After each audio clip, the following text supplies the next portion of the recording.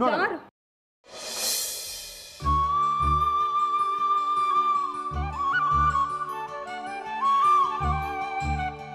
Jasmine, ಯಾಕೆ ನೀನು ಇಷ್ಟು ದಿನ ಮನೆ ಕಡೆ ಬಂದಿಲ್ಲ?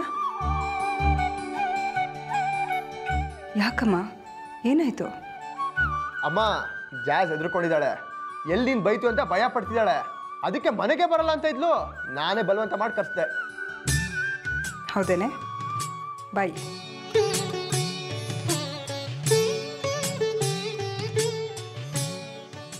ಮಕ್ಕಳು ತಪ್ಪು ಮಾಡಿದ್ರೆ ತಾಯಾದೊಳದನ್ನ ಮನಸ್ಸಲ್ಲಿ ಇಟ್ಕೊಂಡು ದ್ವೇಷ ಸಾಧಿಸ್ತಾಳೆ ಅಂತ ಅನ್ಕೊಂಡಿದ್ಯಾ? ನನಗೆ ಆದಿತ್ಯ ಹೇಗೆ ಮಗನೋ, ನೀನು ಹಾಗೆ ನನ್ನ ಮಗಳೇ. ಅವತ್ತು ನಡೆದಿದ್ರಲ್ಲಿ ನಿಂದು ಯಾವ ತಪ್ಪಿಲ್ಲ ಅನ್ನೋದು ನನಗೆ ಗೊತ್ತಿದೆ. ಈ ತಲಹರಟೆ ಹೇಳ್ದ ಅಂಥೇಳಿ ನೀ ಯಾವ ರೀತಿ ನಡ್ಕೊಂಡಿದ್ಯಾ. ಡೋಂಟ್ ವರಿ ಮಗಳೇ. ಥ್ಯಾಂಕ್ಸ್ ಮಾ. ನೀವೆಲ್ಲಿ ನನ್ನ ಬಗ್ಗೆ ತಪ್ಪಾಗಿ ತಿಳ್ಕೊಂಡಿರ್ತೀರೋ ಅನ್ನೋ ಗಿಲ್ಟ್ ಕಾಡ್ತಾ ಇತ್ತು. ಆದರೆ ಇವತ್ತು ನನಗೆ ಸಮಾಧಾನ ಆಗಿದೆ. I love you so much ಮಾ.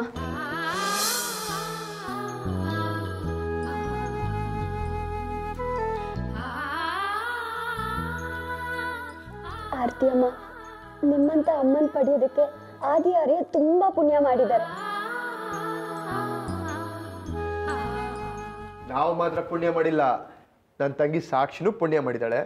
ಈಗ ಅವಳ ಜಾಗದಲ್ಲಿರೋ ನೀನು ಪುಣ್ಯ ಮಾಡಿದ್ಯಾ. ಆದಿ ಹೇಳ್ತಾರೋ ನಿಜ.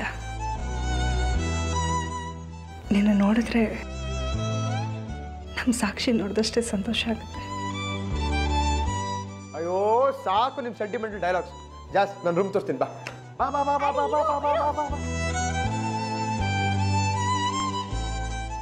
ಜಾಸ್, ದಿಸ್ ಇಸ್ ಮೈ ರೂಮ್. ಹೇಗಿದೆ? ವಾವ್,